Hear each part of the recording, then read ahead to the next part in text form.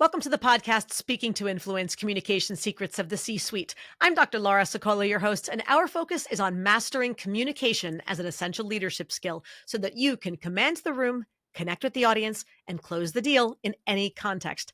After over 200 episodes, we are a top 1% podcast globally, thanks to you. So if you love listening to these conversations as much as I love bringing them to you, please take 30 seconds to leave us a 5-star rating and review on your platform of choice, or check out ratethispodcast.com/influence and follow their super simple instructions. On with the show. My guest this week is Reed Phillips. He is the CEO of Oaklands, DeSilva and Phillips. He's also the author of Quick Value, Discover Your Value and Empower Your Business in 3 Easy Steps, which is published by McGraw-Hill. He's been 35 years in investment banking, and he's joining us today. Reed, thank you so much for joining us on the show. Thank you, Laura. I'm delighted to be with you. Now, what's a fun fact about you?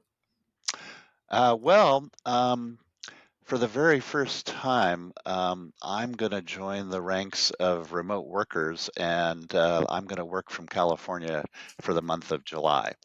And where are you So normally?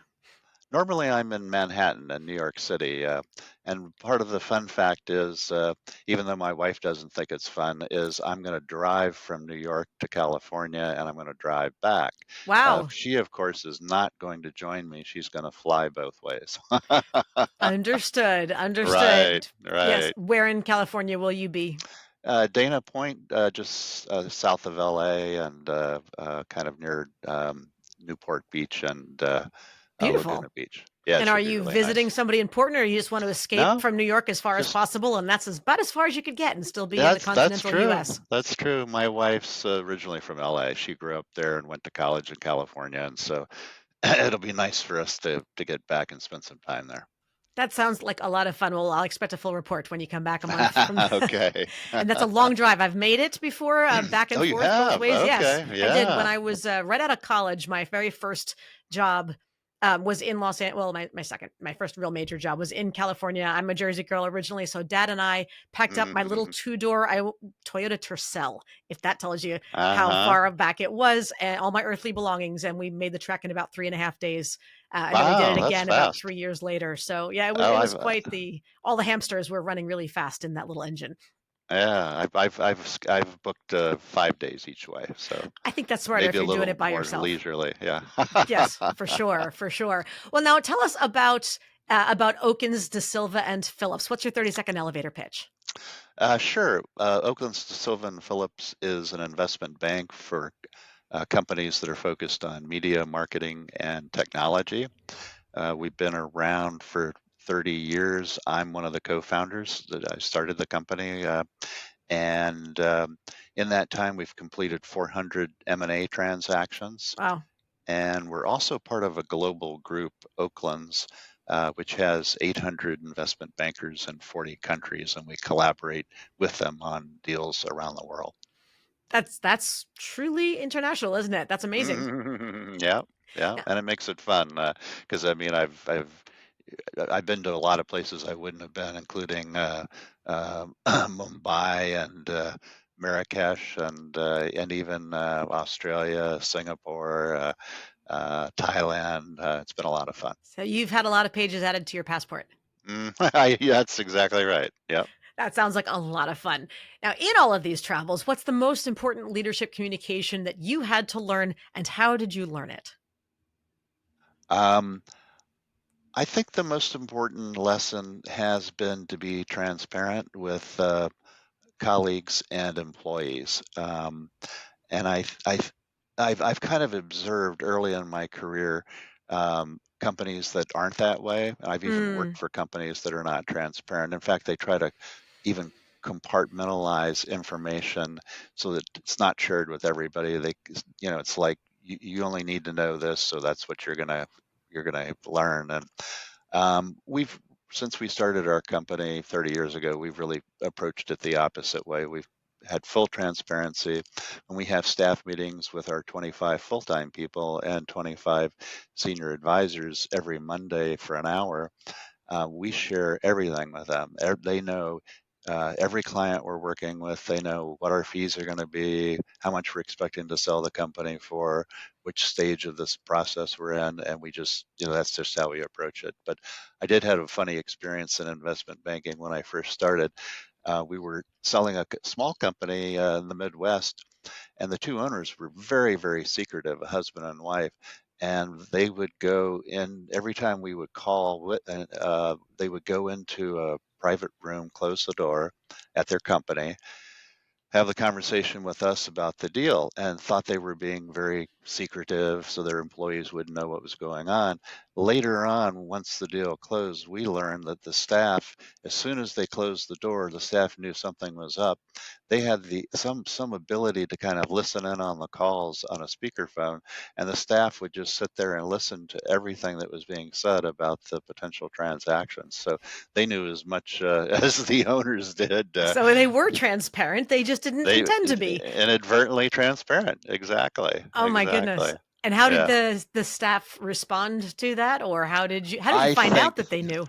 I can't remember how we found out, but I think the staff was always distrustful of the owners. Mm, That's probably why they felt they could listen in, and and there were probably other interactions with the owners that made them distrustful. And yeah. so that's, you know, kind of maybe what happens when you are secretive with your employees. Yeah, and if they weren't distrustful beforehand, they certainly were afterwards. That's Absolutely. one of those situations Absolutely. where the, executive assistant or something happened to accidentally pick up and hear part of a call, then sit there and listen for a lot longer and then start telling others, "Hey, psst, you gotta come in here and listen to this." And, yeah, Yeah. wow. It's like the old story about Xeroxing something that you weren't supposed to share with everybody, and leaving your original on the Xerox machine so the next person comes in and finds it, right? Yes, yes, the early version of that kind of grapevine, yikes. Mhm. Now, tell me about a time when you made the wrong call and had to fix it. Who did you approach first, and what did you say to them? Yeah, I did make a wrong call early in my career. My second job, I became a manager and I had a couple of people reporting to me, and I needed to hire a new person to replace someone who was leaving. And at that time, I got a resume from someone who had just graduated from Stanford Business School, with Mm, their MBA.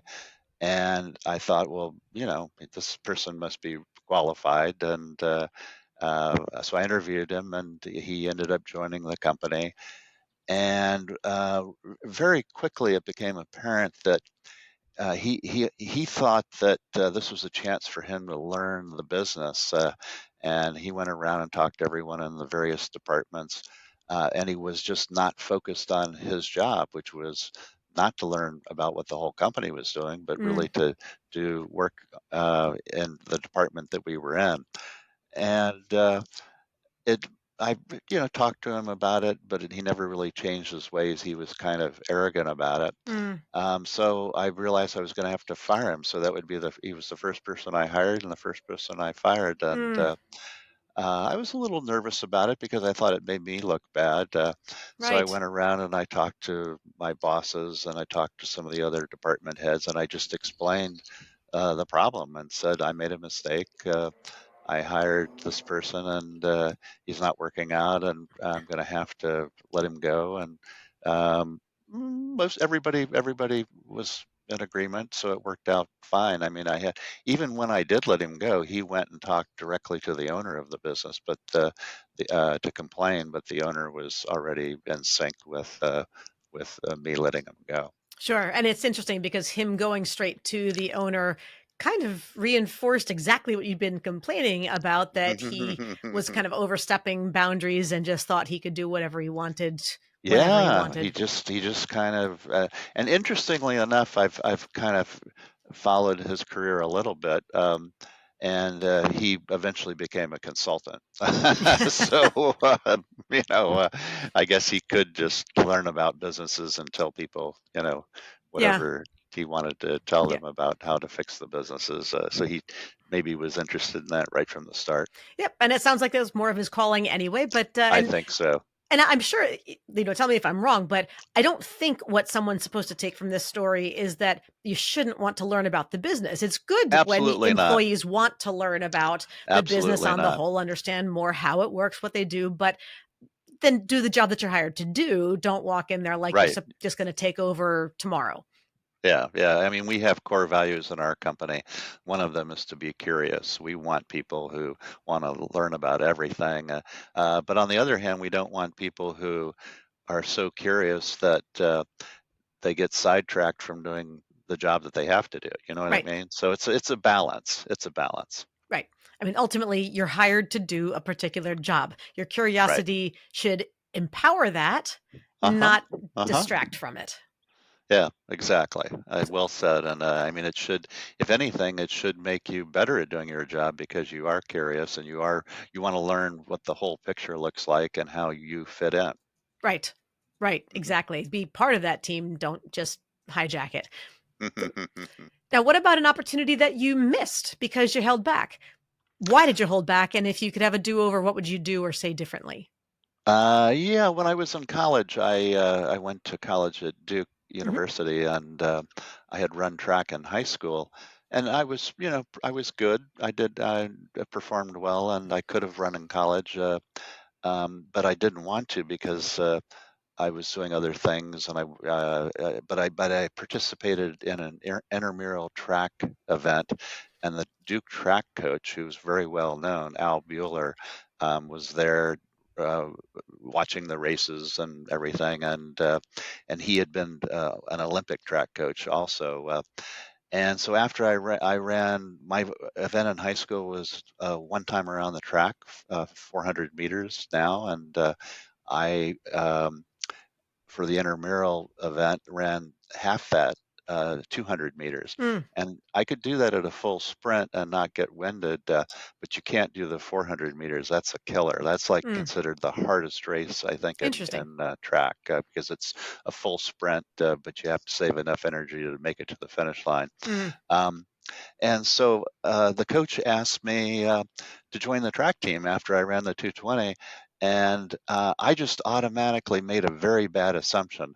I just figured, oh, as soon as he knows that I ran the 440 in high school, one time around the track, that's what he's going to want me to do. And I don't want to do that, because it's really, really hard. mm, But if I had had the chance to do, the, 200 meters, half way around the track.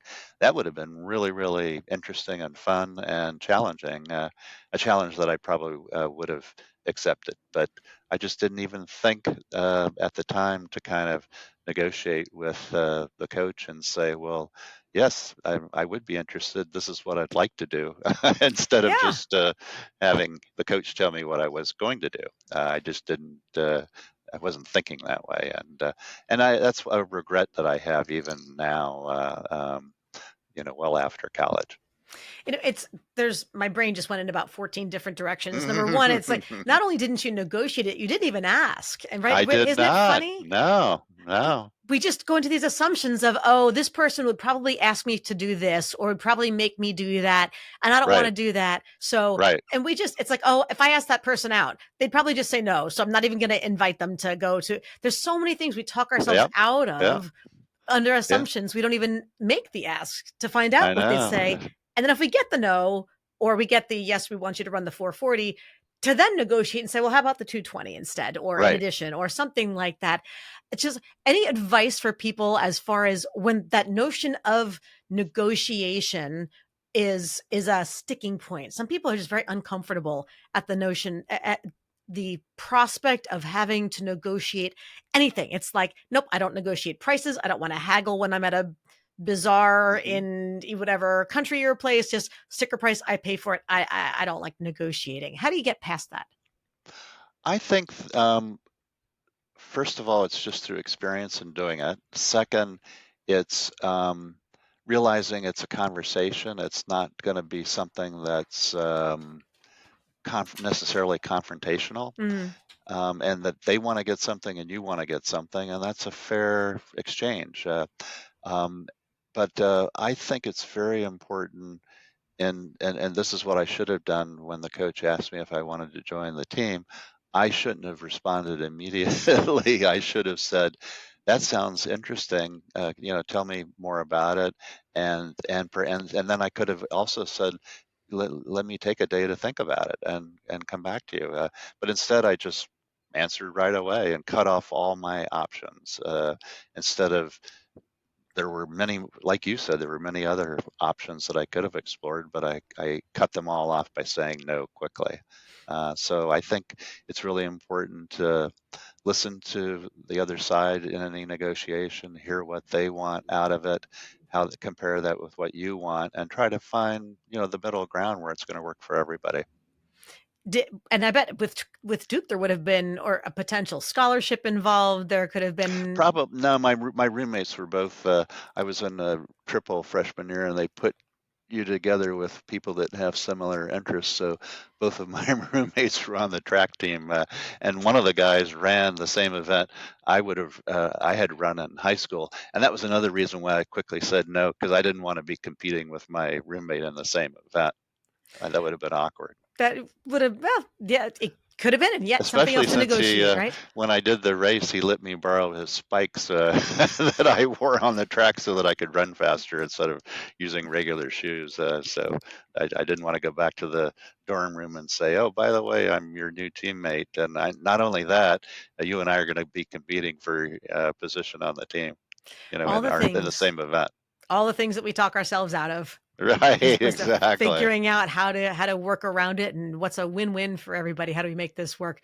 Right. It's funny how, and you know what else is interesting to me about that, Reed, is that now, you figure it's been, let's say 20 years or maybe a Oh, little bit longer since absolutely. then. And Yeah. yet it still sticks, right? Those regrets stick Right. with us, no matter Right. how big or small, for whatever reason. That's one of those, they stick. So to not have them, have those conversations, have those negotiations. And I love that. I think the nugget out of that is that negotiation doesn't have to be confrontation. It's just conversation. Right. Yeah, well That, said. that's really what I'm taking out of this. So hopefully everybody But I got do that. agree with you, and I will even say, people, what we do for a living as investment bankers is negotiate, and I have colleagues who come to me and say, "Could you just step into this conversation and do the negotiation for me because I'm Mm, uncomfortable?" And I don't mind at all. I mean, I find it. I'm very comfortable doing it, but I know what's going on. They don't want to get in an adversarial kind of position with the person on the other side. mm. And I do it, and I I'm still friendly with everybody. I mean, it may be a little rough, in some circumstances where you just have to hold your ground, and but in the end, I think the most important thing is just don't think of it as a negative conversation. Think of it as, let's work something out that works mutually for both of us. And Right. it's not like I win and you lose. Exactly. When we look at negotiations as being zero sum, for me to win, you have to lose. Hmm. That's definitely a way that to ensure that it's going to be unpleasant as opposed Yeah. to figuring out how to make the win-win for everybody. I think that's a great takeaway also. And to the extent that people find that challenging, I'm going to stick with that theme and Reed, this is an opportunity for you to challenge our listeners for the 24-hour influence challenge. Please talk to our listeners and challenge them to take one step that they can complete within 24 hours to have more influence. Sure. One of the things I do in my business is we bring on people who haven't been investment bankers before. They've been operating executives in Hmm. the industries that we're in. And they've done a lot of deals, but they haven't really been in the role of an investment banker. So one of the things I tell them when I interview them is, if you have any uncertainty about whether you can make the transition, go talk to go talk to two or three industry colleagues, that are friends, and ask them, put them in a hypothetical position. If I was an investment banker, would you hire me to sell your company? Um, and listen to the feedback you get, because people are pretty much going to tell you whether or not they think they would trust you to sell their company. or not. And they may say things right away like, well, you don't have enough experience yet. I'd be hesitant. And so the challenge for listeners is to really think about doing the same thing about any challenge they have. Go to two or three, people that know them well. And for example, you might say, would you buy um, services from my company? Would you buy a product from my company? Um, Based on the relationship we have, and get a sense of, um, how people think about you on the other side of the table when it comes to those kinds of decisions. And you can get really interesting feedback that maybe you can use to kind of correct things that you were not even aware were a problem. So I want to ask for clarification on one point there. I Sure. love the idea of getting that feedback from somebody who's already in the industry that you or in the space that you think you might want to transition into. You said, would you buy X from me or would you hire based on the relationship that we have? It's not about It's do not, we know each other well enough that you'd buy from me so much no, as based it's on our what, relationship, what you know of me. Do you think I have what it takes kind of a thing? right. Or what That's qualities right. do I have? It's Or not what am just I based on the missing? relationship. Exactly. It's Okay. really based on uh, whether, I have what you need and I can deliver to you what you need. Sure. Um, So as a because of our relationship, you know me pretty well. right. So Yes. based on that relationship, make an assessment as to whether or not I have Mm-hmm. what it Mm-hmm. takes, et cetera. No, I think that's great. Mm-hmm. All right, everybody. So find a couple people and not just people who like you and love you and whatever else. They have to like you enough to be honest. Let's put it that way. Not, but where they will also tell you the harder stuff that, as opposed to just what they think you want to hear. I think that can be a challenge from time to time as well. All right. Reed, tell me about a communication skill that you weren't born with and had to learn. How did you develop that skill? When I was in high school, I was somewhat frustrated, and it was because I was, perceived as being maybe quiet, shy, and it was because I just felt that if I didn't have anything to say, don't say anything. Mm, Don't if I don't have anything important or relevant, I just wasn't good at small talk at that time. And I realized that, later that was really hindering my relationships with other people. And one time that it was, very apparent was in my second job. I was at a political magazine, the New Republic in Washington, mhm, D.C. And I joined the week that Ronald Reagan was elected president, and they mm, were having all these inauguration parties around the city. The New Republic is a liberal magazine, so they decided to have a inaugural party for liberals that weren't going to be going to Ronald Reagan's inaugural parties. And Interestingly enough, the owner of the magazine was well connected, so he's very good friends with Henry Kissinger. mm. So Henry Kissinger was at the party. Uh, Andy Warhol was at the party, Wow. and this was in my very first week. And so I was kind of amazed, but I was also intimidated and didn't think I had anything worth saying. Sure. So I just didn't introduce myself Yeah. or say anything. I just kind of gawked from the sidelines. Like a lot of other people, but over time, I've really kind of gotten over that, and now you know, I can say that just in the last, month or so, I met the King of Spain when he Mm, was at a conference here in New York. I met a creator and producer of television shows like Outlander, and um, spoke to him for 10 minutes. And had a lot to kind of share. In fact, after the conversation, I thought of many more things I could have shared. But mm. it was just interesting to meet people like that and be able to have an exchange with them where I have something to offer in addition to what they're offering. It's funny. I love the expression that the king of Spain who was in town for a conference. I thought to myself, do kings have conferences? Like, do they get together? Like, how do you rule your kingdom? How do you rule your kingdom? That was a funny image. Thinking, do they do it at the Javits Center or where? What kind of places would they be holding their conference? But it's my question for you then is how you made the leap, because if you were shy not just in high school but early career, didn't make, and it wasn't even necessarily about small talk, as but sometimes a little bit of small talk can crack the door open necessarily, but just to enter the conversation, how do you start it, how do you make those introductions? So many people get stuck on that, and of course now you're comfortable to talk to the king of Spain, talk to these producers, etc., these TV show creators.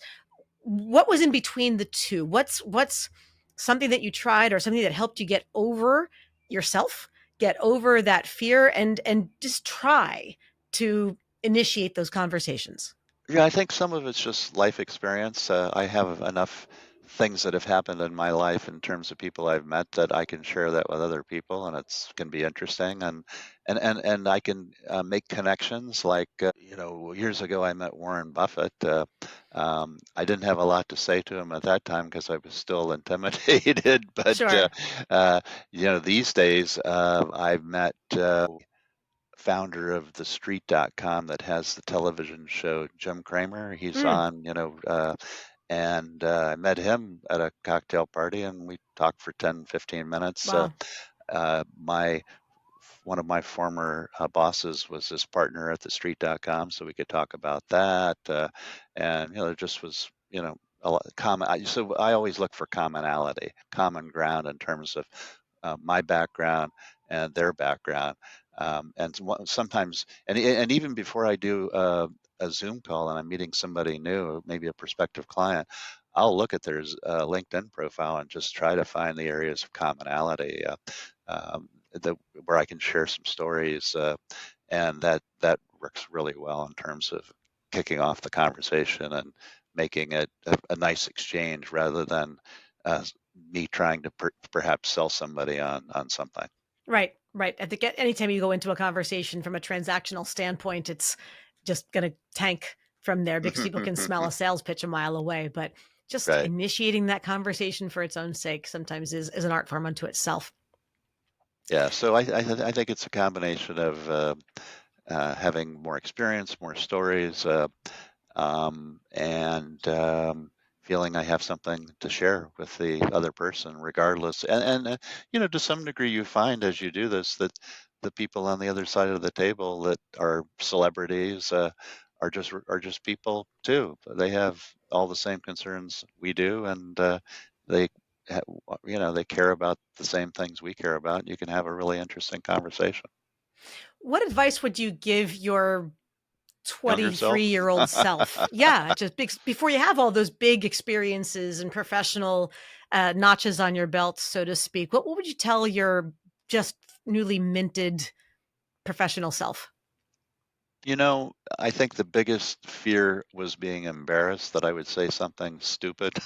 Yeah, And I would say my advice would be to get over that. And say maybe one time out of 10 you will say something that's awkward and, you know, it won't go well, but you'll get better and better at it. And pretty soon it'll be one time out of 100, and then it'll be one time out of 1,000. So you just have to do it. right. Right. All right, everybody. Whoever out there is relating to the 23-year-old Reed, there's your advice. There's your marching orders. Now, finish the sentence for me, Reed. I wish I was better at explaining what to whom. Um, well, we work with clients who are selling their companies, and it's most of our clients are selling for the very first time, and so it's a process that they don't understand. So what we try to do, and I try to do, is I try to simplify the process for them and kind of demystify the process. So I explain it in a way that it sounds not complicated and pretty straightforward. In reality, though, it's not a straightforward process. So It what is. process are we talking about? What I Oh, I'm sorry, selling your company. If Selling, you're okay. the founder of a company and you decide to sell it, and you hire us as your investment banker to manage the sales process, we know how complicated it is. We know what all the pitfalls are that can occur along the way. And sometimes we share a little bit of that, but going into it, most of our clients don't have any understanding of how complicated it's going to be. And a lot of times, by the time it's over, people call it kind of a roller coaster, highs and lows, and getting psychologically kind of involved in the process, like, oh, well, these guys changed the price and made it lower. They must not like me, or they don't like my business, and that's and so that's what the process is. It's kind of harrowing, and it would be nice if I could explain to clients uh, what it's going to be like. I Hmm. don't think they would believe me in the beginning. I think what happens instead is you have to start experiencing things, and then as you experience them, then I can talk to them about how other people have gone through this. Mhm.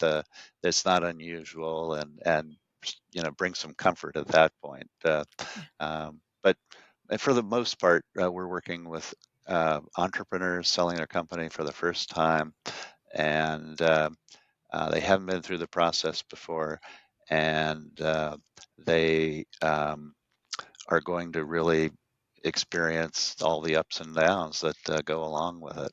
Yes. Yes, that's so it sounds like you have to be able to explain something simply enough that it sounds achievable and that they can wrap their heads around it to say, yes, not oversimplifying or Hmm. sugarcoating, so to speak, but just enough, and then little by little be able to unravel it as Right. necessary. Because I think when you're too technical or too specific in the beginning, you hear words, or at least I hear words, and it's not until I get to that point that I go, "Oh, that's what you meant when you said this." Right. They don't have real meaning yet. Right. Right. Or they might think, "Oh, that's not going to happen to me." Right. Right. Famous last words, to say the Yep. least. Yes, I've eaten a lot of those. So, and lastly, tell me about a time when you had to laugh at yourself. Well, I just had that experience last night. We were holding an offsite for the company, and we had a retirement dinner for a colleague who was stepping down. And I'm the one who was responsible for picking the restaurant.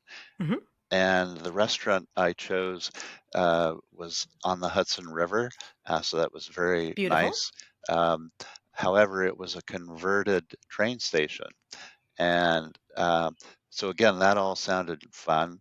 We got there and we were sitting outside with our group of 35 people, and uh, we happened to be that the train station is still actively used as a commuter train station. Whoops. And so trains were coming up maybe 20 yards from where we were sitting and stopping. People were getting off and walking by us, to go to their cars. And other trains were zooming by because they weren't making that stop. And it was a little, Loud? it was loud. It was disruptive. But in the Mm. end, nobody really was that bothered by it. Uh, but and sometimes you just have to turn what could have been a negative into a positive, right? Yeah. Hey, we're staying, we're having this party at an old train station. Isn't this fun? Right. Isn't this fun? Yes. I Right. meant to do that. Oh, and Right. sorry you couldn't hear me when we were talking. Let me say, in fact, I think we were giving some speeches when some of the trains were going by, and it was a little hard for everybody to hear. I But would imagine. What was the immediate thought that went through your head when the very first train went whizzing past? oh no, this could be a problem. A But duck then and I turned it cover. into a positive. I said to my colleagues, "Well, this is a lot better than being inside where it's dark and gloomy.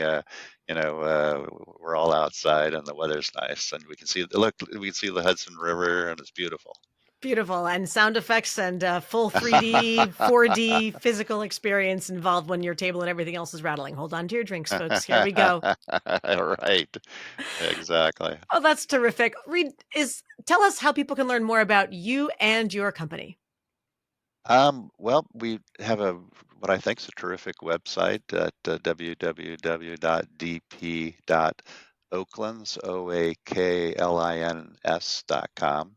That tells a lot about who we are, what we do, shares bios of my colleagues, and so that's probably the best way.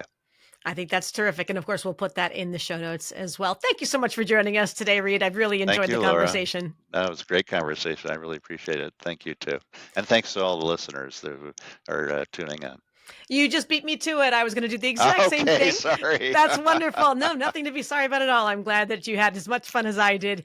To everybody else out there, of course, thank you for tuning in. As always, be sure to subscribe so that you never miss an episode. And once again, don't forget to leave us that 5-star rating so that we can help even more people to increase their confidence, presence, and influence. And finally, if you want to download my free guide to equipment recommendations for virtual influence, including my picks for microphones, lights, and more, go to speakingtoinfluence.com. I'm Dr. Laura Sicola, and you're listening to Speaking to Influence, Communication Secrets of the C-Suite.